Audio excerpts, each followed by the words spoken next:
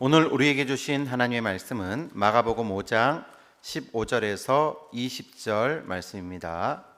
마가복음 5장 15절에서 20절 말씀입니다. 이 말씀을 봉독할 때 하나님의 귀한 음성을 들을 수 있기를 바랍니다. 예수께 이르러 그 귀신 들렸던 자 곧 군대 귀신 집혔던 자가 옷을 입고 정신이 온전하여 앉은 것을 보고 두려워하더라. 이에 귀신 들렸던 자가 당한 것과 돼지의 일을 본 자들이 그들에게 알림해 그들이 예수께 그 지방에서 떠나시기를 간구하더라.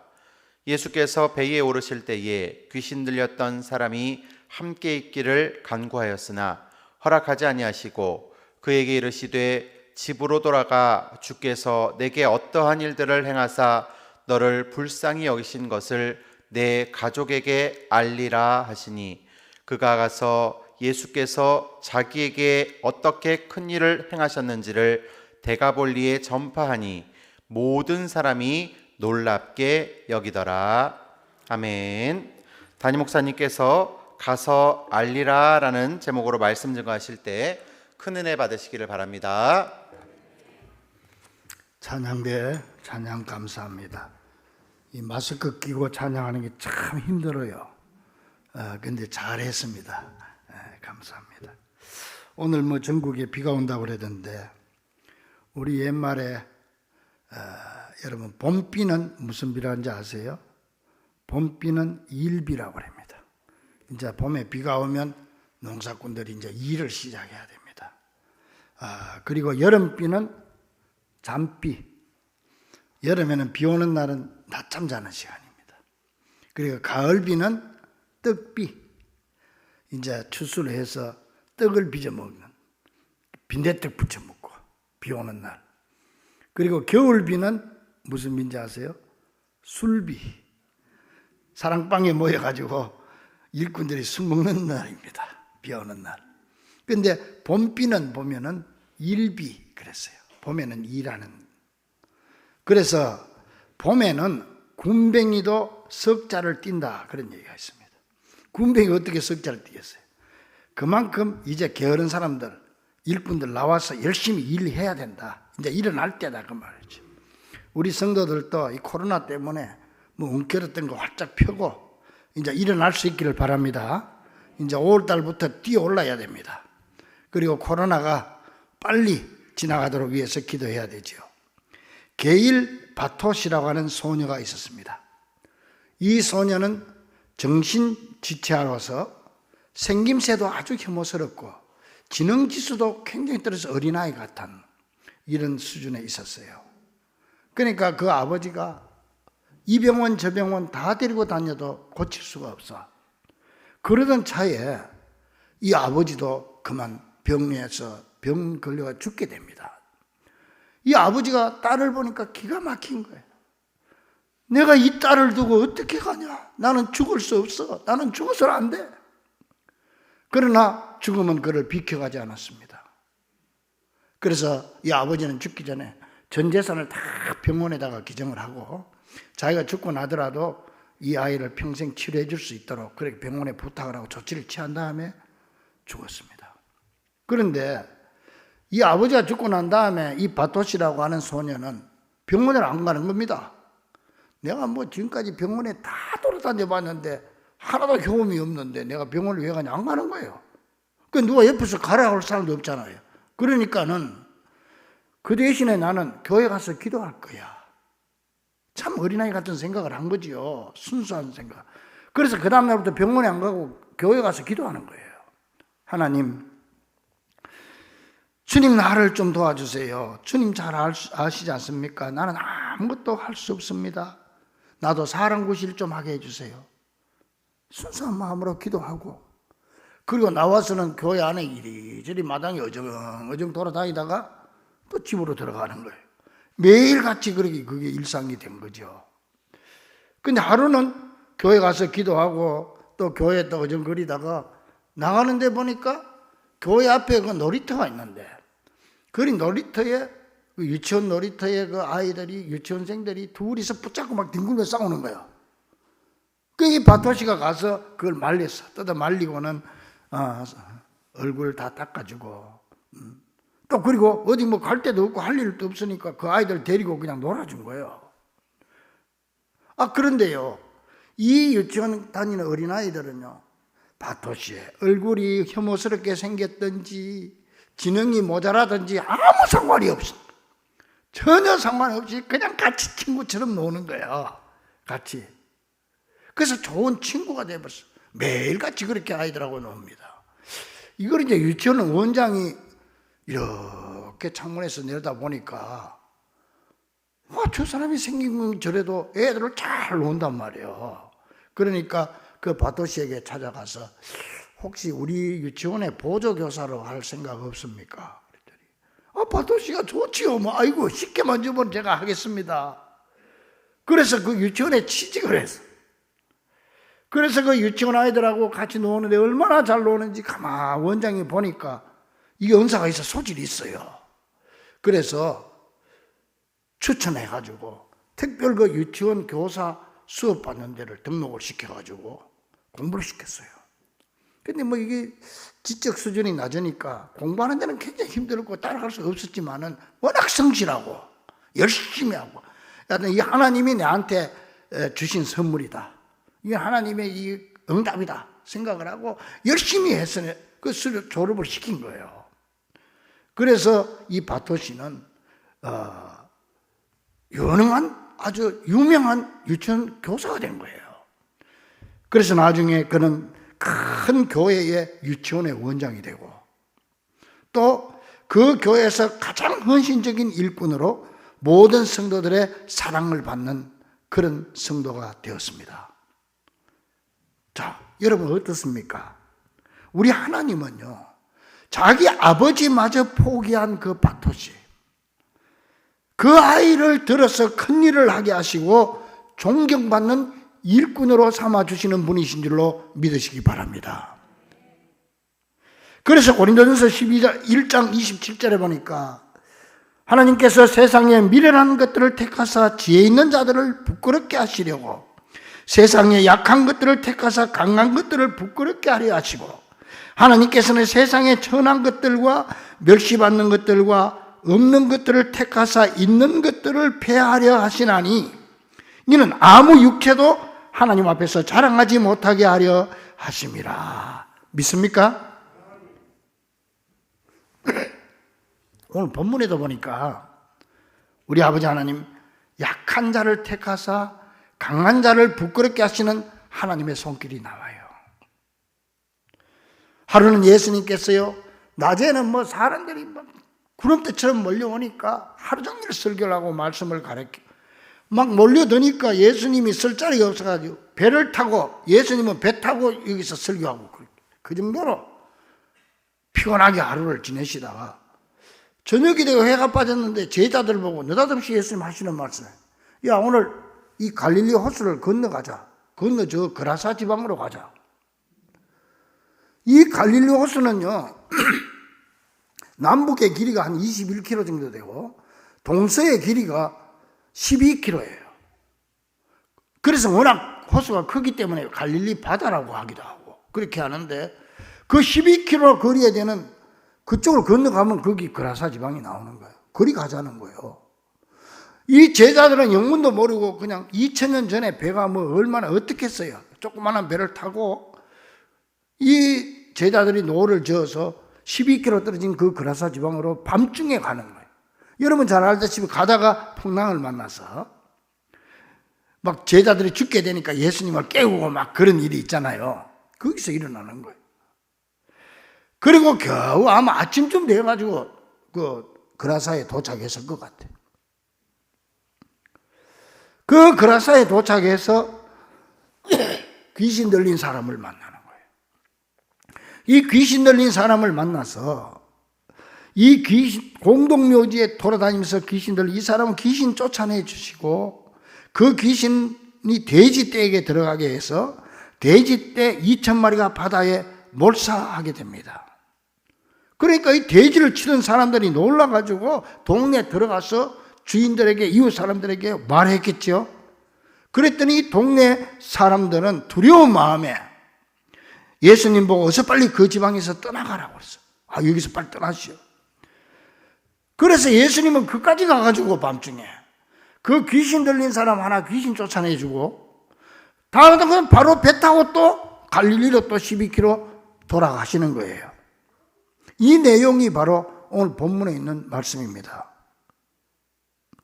이 대목에서 우리가 기억해야 될 것은 구약 성경에는 돼지는 불결한 음식이기 때문에 부정한 음식이기 때문에 먹지 못하게 돼 있잖아요. 이스라엘 백성들이. 키우지도 않지요. 그런데 어떻게 돼지가 2,000마리씩 있었다느냐. 이거 여러분들이 성경을 보면서 의심을 해야 돼. 그건 어떻게 되느냐 하면은 갈릴리 호수가 있으면 이쪽은 이스라엘이고 호수 건너서는 이방 땅이에요. 이게 이스라엘이 아니에요.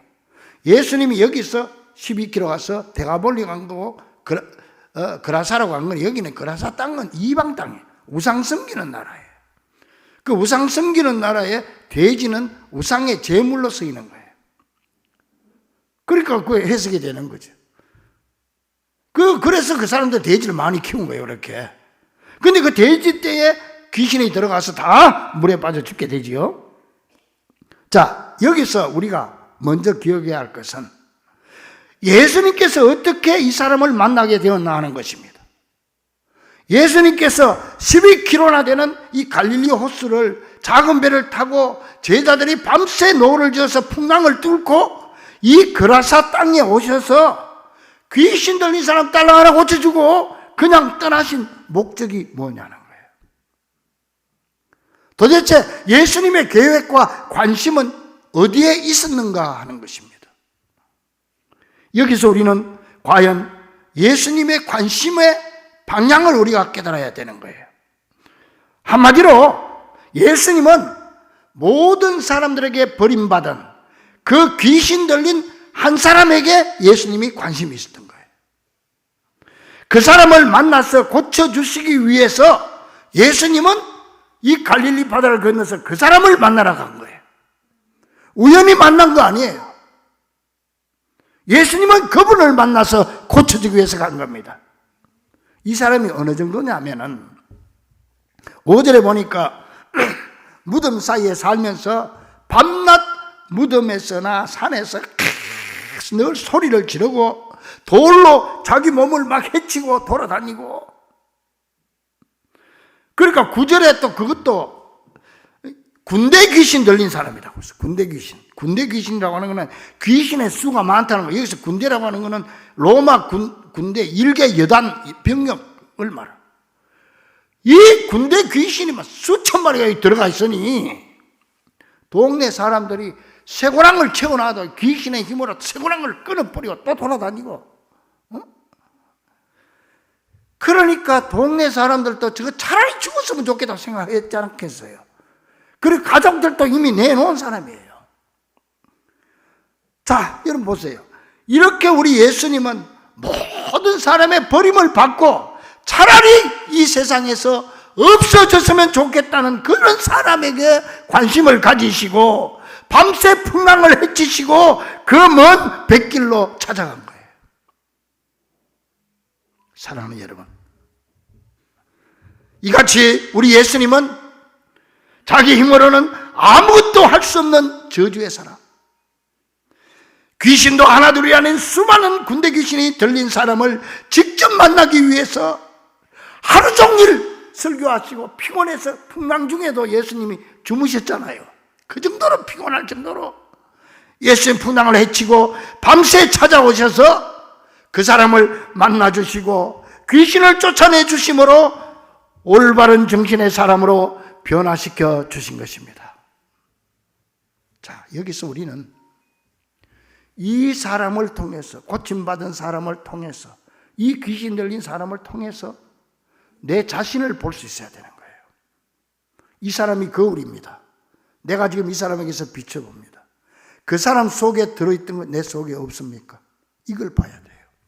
그 성경은 항상 우리에게 거울이 돼야 돼요. 말씀의 거울로 나를 봐야 되는 거예요. 내 힘만으로는 어쩔 수 없는 분노의 감정, 억제할 수 없는 충동과 욕망, 통제가 안 되는 정욕과 탐욕, 시기, 질투, 그리고 나를 지배하고 있는 불안감, 속이 답답해서 터질 것 같은 돌로 자기 몸을 상하지 않으면 안 되는 그런 심정, 이런 것들이 우리 속에 있지 않습니까? 이런 것들이 내 속에도 꽉 차 있는 모습을 보게 되면서 이런 나에게도 예수님이 직접 찾아오셨고, 그 언젠가 주님이 나를 찾아오셨고, 어떤 사람을 보내서 나를 만나게 하셨고, 어떤 사건을 통해서 주님이 나를 부르셨고 만나 주셨고,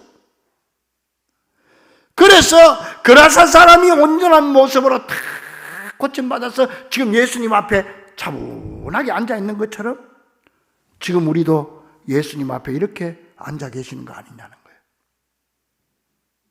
믿습니까? 바로 그 그라사 사람의 모습이 나의 모습이 아니냐는 거죠.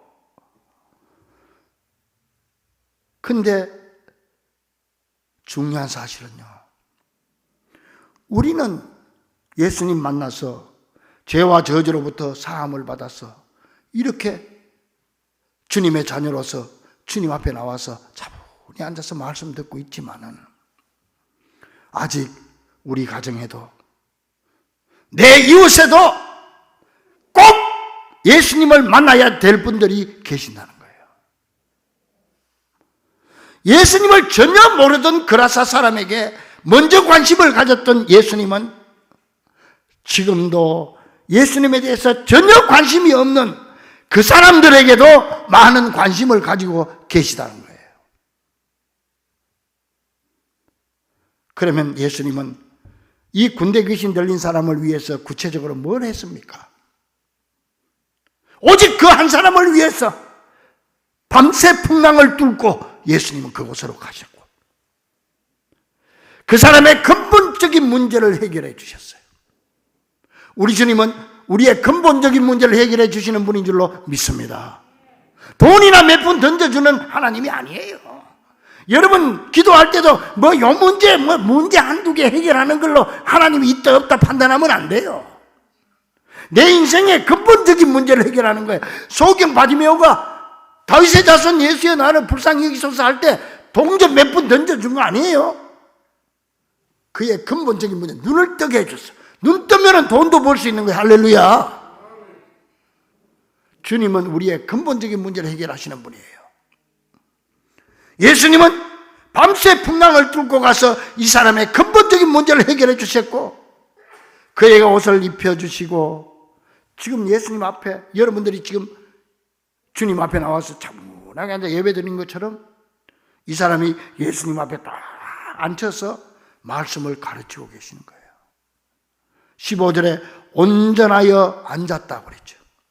앉아서 예수님의 말씀을 듣고 있었다는 거예요.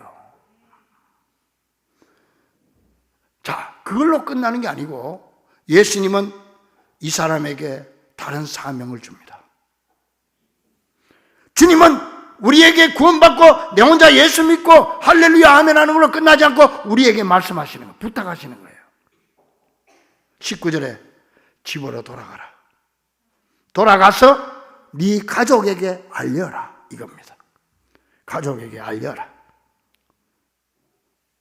사랑하는 여러분, 이렇게 우리 주님은 인간의 길을 포기해버린 사람을 고쳐서 진정한 한 인간으로 회복시켜 주시고, 꼭 필요한 사람으로 나가서 복음을 전하는 전도자로 세워주신 분이심을 믿으시기 바랍니다. 주님은 너가 고쳐받아서 이제 네 마음대로 가서 네 마음대로 잘 먹고 잘 살아라가 아니에요. 가서 꼭 말해라. 가서 전해라. 가서 알려라. 이같이 우리 주님은요, 자격 있는 사람을 부르시지 아니하고 버림받은 사람을 불러서 꼭 필요한 사람으로 만드시는 분인 줄 믿으시기 바랍니다. 따라합니다. 하나님은 자격 있는 사람을 부르지 않고 필요한 사람을 부르십니다. 필요한 사람이 됩시다. 한번 생각해 보세요. 우리가 자격이 있어서 부름받은 사람 누가 있습니까? 주님은요, 자격 따지지 않아요. 학벌 따지지 않고 성품 따지지 않고 돈 있고 없고 따지지 않는 거예요. 건강하고 병들고 따지지 않는 거예요. 하나님은 자격 있는 사람을 부르지 않고 자격 없는 사람을 불러서 필요한 사람으로 만드는 거예요. 여기에 우리가 부름받은 줄로 믿습니다. 그래서요, 이 사람을 보면은 하나님의 신비가 보입니다. 이제 이 전도자의 사명을 받은 그가 20절에 보니까 가서 예수께서 자기에게 어떻게 큰 일을 하셨는가를 데가볼리에 전파하니 모든 사람이 놀랍게 여기더라. 이 데가볼리는 뭐냐면, 데가라고 하는 것은 10개를 말하는 것이고, 볼리는 도시를 말하는 거예요. 10개 도시. 우리 경기도에도 도시가 많잖아요. 무슨 시처럼 이 데가볼리 지역에 10개 도시가 있다, 이 말. 이 사람은 예수님께서 집으로 돌아가서 네 가족에게 알리라 그랬는데, 그걸 뛰어넘어서 가족뿐만 아니라 10개 도시를 돌아다니면서 예수를 증거하는 전도자가 되었다는 겁니다. 한번 생각해 보세요. 이 사람 본인이나 그 사람을 보고 있는 사람들이 모두가 하나님의 신비를 느꼈을 겁니다. 어떻게 이럴 수가 있냐? 자기가 자기 자신을 봐도 깜짝 놀라는 거예요. 우리 은혜 받으면요, 자기가 자기를 보고도 놀라요. 나 같은 사람이 어떻게 이렇게 당당하게 다른 사람들 앞에 서서 예수를 증거할 수 있단 말인가? 어떻게 내 입에서 전도하는 말이 나오는가? 내가 어떻게 이렇게 변화가 되었지? 자기도 자기 보고 깜짝 놀라는 거예요. 그리고 그 사람의 말을 듣고 있던 사람들도 지금 도무지 믿을 수 없는 일이 벌어지고 있다는 사실에 감탄했을 겁니다. 아니, 저 사람 저 공동묘지에 돌아다니던 저 미친 사람 아니야. 아니, 저 사람이 저 짐승 같은 사람이 어떻게 저렇게 멀쩡하게 변해가지고 예수를 증거하는 사람이 될 수 있단 말이냐. 도무지 믿어지지 않는 신비였을 것입니다. 그래서 데가볼리 사람들은요, 그 사람을 볼 때마다 의문투성입니다.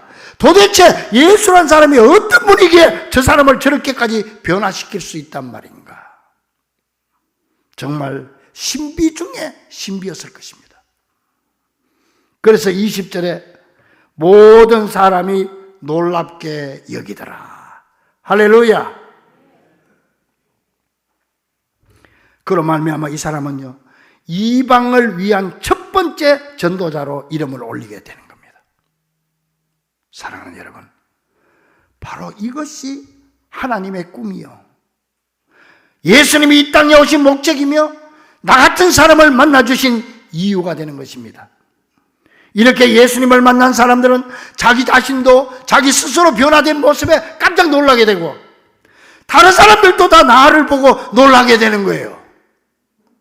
아니, 저 사람이 어떻게 교회 집사가 돼서, 저 사람이 어떻게 교인이 돼가지고 지금 여기 와서 이 코로나 때문에 어수선한데 여기 와서 이 자리에 여러분이 앉아있냐 말이에요. 저런 사람이 어떻게 목사가 돼가지고 앞에 설교한다고 저렇게 서 있을까? 신비죠. 따라합니다. 예수님이 예수님 되게 합시다. 예수님이 예수님 되게 합시다. 나를 통해 예수님의 신비가 드러나게 합시다. 믿습니까? 예수님이 예수님 되게 사세요. 예수님이 예수님 되게 살아란 말이에요. 나를 통해서 예수님의 신비가 드러나야 돼. 다른 사람들이 나를 볼 때마다 야, 저 사람 저거 이게 나와야 돼.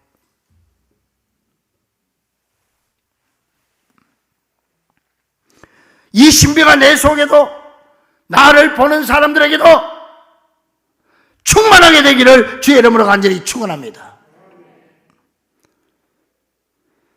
사실 올바른 신앙은 신앙 자체가 신비입니다. 한번 생각해 보세요. 내가 성도가 됐다는 거 신비 아닙니까, 여러분? 여러분이 집사가 됐다는 거, 권사, 장로, 목사가 됐다는 거 신비 아니에요. 어떻게 나 같은 사람이 목사가 돼가지고 여기 앞에, 여러분 앞에 서가지고 설교를 해, 지금. 나는 여러분보다 훨씬 못한 사람이에요. 나는 저 말석에 앉아서 설교 듣기도 부담스러운 사람이에요. 하나님이 그렇게 만들어주신 거예요. 신비입니다, 신비. 내가 무슨 자격이, 우리가 무슨 자격이 있어서 하나님의 자녀가 되고 집사, 권사가 됐습니까? 이 교회를 보십시오. 다들 안 된다고 했지만 어떻게 우리 교인들이 이런 기적을 일으킬 수가 있단 말입니까? 여러분, 이 교회를 보고 신비함을 느끼지 않습니까? 이거 하나님이 한 거예요, 이거. 도저히 불가능한 거예요. 이 자체가 신비예요. 더욱이 한 사람도 이 교회를 건축하면서 시험 든 사람이 없었어요. 할렐루야. 신비 중에 신비입니다. 왜 시험 들 거리가 없었겠어요? 시험 들 거리가 많았어요. 그런데 다 기도로 극복하고 스스로 말씀으로 책망하면서 붙잡고 이겨나온 거예요. 어떻게 우리가 이렇게 이겨나갈 수가 있었을까? 앞으로도 이보다 더한 일도 충분히 이겨내 나갈 수 있을 줄로 믿습니다. 이런 성도들이 앞으로 무엇인들 못하겠어요? 우리를 통해서 하나님의 신비는 계속 일어나고 있는 거예요. 앞으로 여러분을 통해서 하나님의 신비는 계속 일어날 줄로 믿습니다.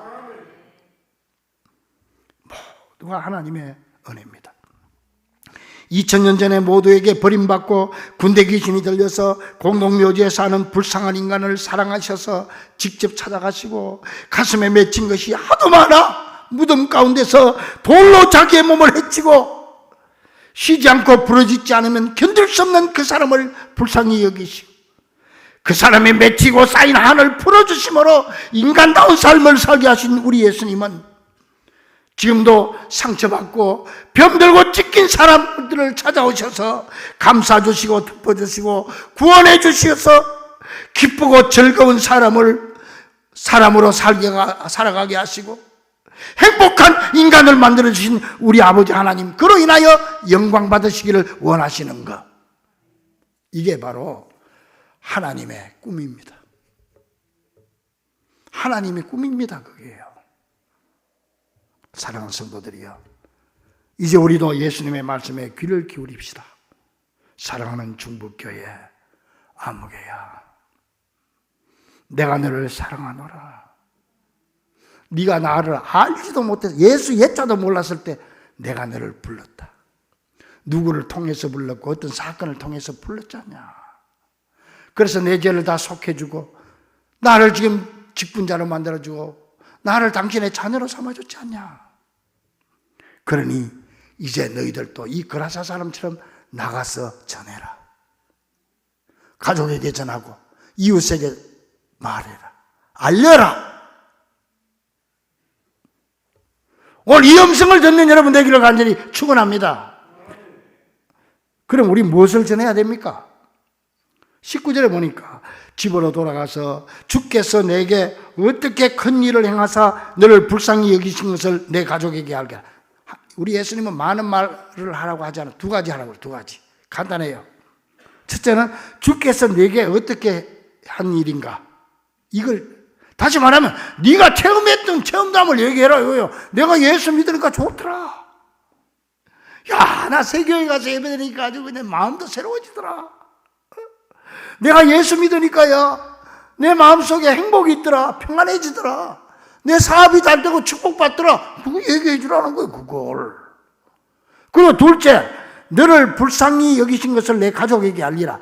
예수님이 나를 사랑하신다는 거 이거 얘기해라. 아, 예수님 날 정말 사랑하는 것 같아. 형제요, 자매요, 같이 가서 예수님 사랑받읍시다. 할렐루야. 이걸 전하라는 거예요. 그런 사람을 쓰라고 여러분들의 종리를 나눠준 거예요. 여러분 혼자 예수 믿고 잘 먹고 잘 살으라고 하나님이 나를 택해준 거 아니란 말이야.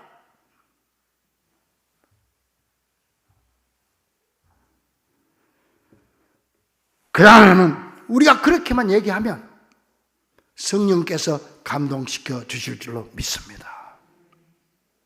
사랑 우리 중부 가족들이요, 코로나는 동굴이 아니고 터널입니다. 동굴은 지나갈수록 어둠 속에 들어가지만 터널은 빠져나가는 구멍이 있어요. 이제 우리는 터널 다 빠져나왔습니다. 다 빠져나와 갑니다. 이제는 일어서야 합니다. 움켜렸던 가슴을 활짝 펴고 일어나서 우리도 저 그라사인처럼 내가 받은 은혜, 내가 체험한 예수님의 사랑을 알리기만 하면 되는 거예요. 예수님은 우리들뿐만 아니라 그분들에게도 관심이 많다는 사실과 그분들도 사랑하심으로 그분들도 우리처럼 구원받는 것이 하나님의 꿈이고 예수님이 이 땅에 오셔서 십자가 지신 목적이라는 사실을 기억하고 내가 받은 은혜와 내가 받은 예수님의 사랑을 그들에게 알림으로 우리 주님을 기쁘게 해드리는 귀한 성도들 되기를 주의 이름으로 간절히 축원합니다. 기도하겠습니다. 하나님 감사합니다. 내가 주님을 전혀 알지 못할 때 주님은 나를 찾아와 주셨고 나의 모든 죄악의 짐을 풀어주셨고 내 마음의 병을 고쳐주심으로 나를 당신의 자녀 삼아주신 것 감사합니다. 나 같은 것이 어떻게 주일날 교회에 와서 이 아름다운 성전에 앉아서 차분하게 주의 말씀을 들을 수 있단 말입니까? 신비입니다. 주여 감사합니다. 이제 우리도 나가서 알리게 하여 주시고 말하게 하시고 전하게 하여 주시옵소서. 예수님의 이름으로 간절히 기도하옵나이다. 아멘.